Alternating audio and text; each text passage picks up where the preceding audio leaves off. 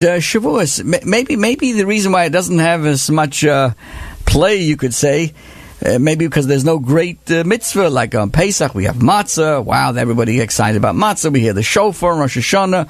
We have all the things that we do on Yom Kippur in terms of fasting and the prayers. Sukkahs, Lulav and Esther, we go out into a sukkah. There's a lot of, hands-on experiences. But Shavuos, really, truthfully, is more of a holiday of study of Torah. Yes, we have some nice cheesecake, but there's no specific mitzvah. Obviously, the reason is because it's the foundation of everything. It's the giving of the Torah. That's the beginnings of everything. So I wanted to share with you what I feel can help each and every one of us know what this Shavuos holiday is all about. What really is all about, what we're trying to accomplish over here, and have this in mind. You see, every person from time to time has to make a moment of pause and think, what am I doing? What am I accomplishing with my life? And I'm going to suggest today that there's a litmus test in everything that we do. What do I mean? I mean like this. Everything a person does in life, he has to ask the following question.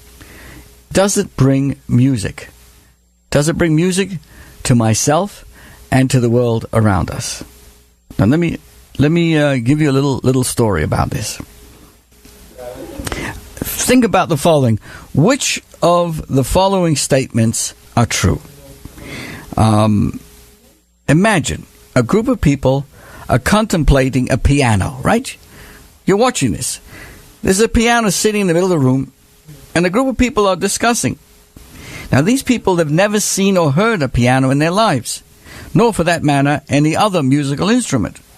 They live in a world in which the very concept of music is unknown. So, the important thing is, the important thing is that these people have never heard music before. It's amazing. I'm getting the important thing of think about this idea that the one person who's never seen the piano before, never heard any music before, says it's a piece of wood. Another person who's in the room is not a wood maker, not a person who knows anything about wood, but is a cabinet maker by profession. And he said, it's an exquisitely fashioned piece of furniture. Right? He's a cabinet maker, so he likes the bevel, he likes the design, the cut, etc. So the first guy who sees it as a nice piece of wood, right? He's a landscaper, he sees trees, he sees wood. That's what he sees. The second guy is a cabinet maker. He says, this is a beautiful piece of furniture. Now, an engineer who's in the room, he looks it over and he says, it's obviously some sort of machine. As they're sitting there discussing what this is all about, what this furniture is all about, a musician comes in from another galaxy, so to speak, enters the room and he says, he sits down, it's a piano. And he explains to them this musical instrument. He sits himself down at the keyboard and plays them a concerto. He teaches them how to read, to play, and to compose music. Now, I'm asking you, dear friends, were the people, the landscaper who liked wood, the cabinet maker who saw it as an exquisite piece of furniture, or the engineer saw it as a machine, were they wrong? No, they really weren't wrong. From their perspective, from their profession, that's what it looked like. But it took the pianist from another place, so to speak, to come in there and enlighten them. Gentlemen, ladies and gentlemen, you are correct. It is a nice piece of wood. It's a wood. It's a machine, but it has a purpose. And the purpose of this, it's a piano that creates music. It brings pleasure to the person who is playing it and to the people listening to it. You see, in our world, all of us have opinions about what's going on around us. But as human beings, we give human perspectives to what things are all about. whether it's news, whether it's politics, whether it's this, whether it's that.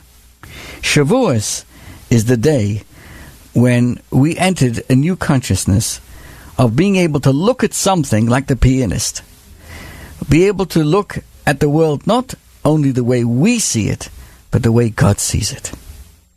So up until that time, we had a lot of information, but at Mount Sinai began a period of transformation, of being able to look at the world, to grasp it, not just from its outermost edge, but also to be able to realize that inherent in all of the above, whether it's the wood, whether it's a machine, whether it's a nice cabinet, is the world of music. Something beyond our parameters of reality, our physical, finite reality. And I dare to challenge you today, dear friends, in saying the following. As we go through life, we must stop from time to time and ask ourselves, how are we dealing with the world around us? How do we respond? Do we respond like the cabinet maker? Do we respond like the engineer? Do we respond like the landscaper? How do we respond to the world around us? The ultimate litmus test is if our response to the world and everything around us brings music, something deeper, something more spiritual, something more pleasing, something more uplifting, something that brings us to a sense of graciousness and gratitude and recognition of the Almighty God. So again, if someone was to ask you, what is the litmus test of a successful life? We must answer the following. It is if it brings music, something deeper, beyond its physical realm, we're on the right track. Something spiritual. It brings joy to others and the world around us. Do you know that the Baal Shem Tov, the founding Hasidic master, he was asked, what are you supposed to do on the day of a funeral? What are you supposed to do? And how are you supposed to conduct yourself? And he answered, you do three things. You cry, you have a moment of silence, and you sing. So the student said to him, we understand why you would cry, the loss of a loved one. We understand why you would have a moment of silence to remember the individual, or to appreciate that we don't understand everything that happens in our lives, so we just accept that in silence. But how can you sing? How can you sing at a funeral? Come on. And he explained the following. That every one of us in this world is to create music. And that music, that spirituality, that godly given infinite dimension of life that was with us during lifetime continues even afterwards. That music never stops. But we must play the music. If we just simply look at the world and see it as a cabinet or a beautiful machine or some very fancy, exquisite wood, it may be true. It is true. But the godliness, the spiritual side, is to recognize that hidden in all aspects of our life lies the ability to create music. That's what we're talking about. To be able to look at the world and say, this is different. We can look at the world from the bottom up, from ourselves, from our finite world, or we can look at it from above down and look at it in the way the Almighty looks at the world. This is what Shavuos is all about, giving us the ability to look at the world from God's perspective. Now, I don't know if you know about this, but in recent weeks there was an internet viral craziness, madness. It was over the Laurel versus Yanni debate. One of the news websites declared America is yet divided again. This was an audio file that spread like wildfire, had friends and family members and office mates question one another's hearing and their own. Is the voice saying Yanni or Laurel? Turns out that 47% of the people heard Yanni and the rest heard Laurel. The famous Italian musician Yanni tweeted his verdict, of course, I can only hear Yanni. Well, even in my own home, it was divided. I heard Yanni, my son heard Laurel, and a second son heard actually both. This, of course, got everybody's heads scratching. What's going on here? Are we going Meshuggah?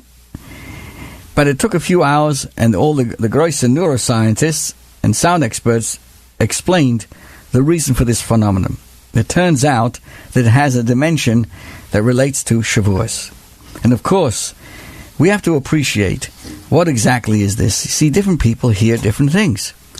There's higher octaves and lower frequencies, higher and lower. But the truth is that at Mount Sinai, we are told, not only did the event happen, but all the people saw the voices and the torches. And Rabbi Akiva explains, they saw what is heard and heard what is seen. What does that mean? What it really means is that not only did they hear the voice, but the voice itself created something they could see it. As the Kli Yakar explains, that when God spoke, the letters, they could actually see the letters suspended in the air. Like, you have phones, you have tape recording machines, you speak into it and it turns into letters. It actually types itself out from the words, turns into writing. Well, actually, this is what happened at Mount Sinai. Every utterance that God spoke at Mount Sinai materialized into a physical substance. And it's been proven scientifically as well by Jacob Guggenheim, a very famous electro-optics engineer. And he proved with his sophisticated machines that you can actually transform sound waves into images, that it can be displayed on a computer monitor. And he applied this, and he found out that the sound waves of 17 of the 22 letters of the Hebrew alphabet that he pronounced actually looked identical in shape as the written letter itself. Why do I share this with you? Because this is really what Shavuos is all about. It's fascinating that the words of Torah at Mount Sinai, the spiritual words, turned into something very physical. You can actually see the letters. And the ability is to be able to see it and how to see it. So this Laurel versus Yanni debate brings to mind the importance of realizing how different people hear different things, depending on their abilities. You see, what in our question really is, as we celebrated Shavuos, what is real in our world? What we see with our eyes is only a physical world. We can't see the divine presence in every atom, every cell, every moment, and every experience. We can perhaps hear it. Its meaning, we can understand it to that degree. But it's not as tangible, concrete. It's something real as you can touch. That's what Shavuos is all about. But we have to realize, even if you don't see it, it really is there. And at Mount Sinai, we did experience such a phenomenon. And I'm going to share with you a rather humorous story about a Russian communist teacher once asked his students if they see the sun. And they said, yes. You know why? He said, because it exists. Do you see the sky? Yes. You know why? He says, because it exists. How about the windows? Yes, because it exists. Do you see God? And they all said, no. He said, you know why? Because God does not exist. In the class was one Jewish child. And he turned to the class and he says, do you see the teacher's hands? Yes. You know why? Because it exists. Do you see his mouth? Yes. You know why? Because it exists. His face? Yes. Do you see his pants? Yes. Because you see it. His nose? Yes. You know why? Because it exists. Now, do you see his brains? He asked. And they all said no. And do you know why? Because they do not exist. So, as Laurel and Yanni showed us, our perception of reality is often a very poor picture of reality. We have the ability, starting at Mount Sinai, to live each and every day, to be fine-tuned, and to be able to hear a higher frequency that really vibrates through reality, which of course is the presence of God, the presence of divine energy that pulsates through you and through me and through the entire world. That is why at Mount Sinai we saw what is ordinarily heard. We experienced the divine in the immediate, tangible reality. That which was usually only heard in some abstract way was now actually being seen. So this is what we celebrated on Shavuos. And I want to wish everybody only simchas and wonderful occasions. Thank you so much for listening. Until next week, have a wonderful, good week.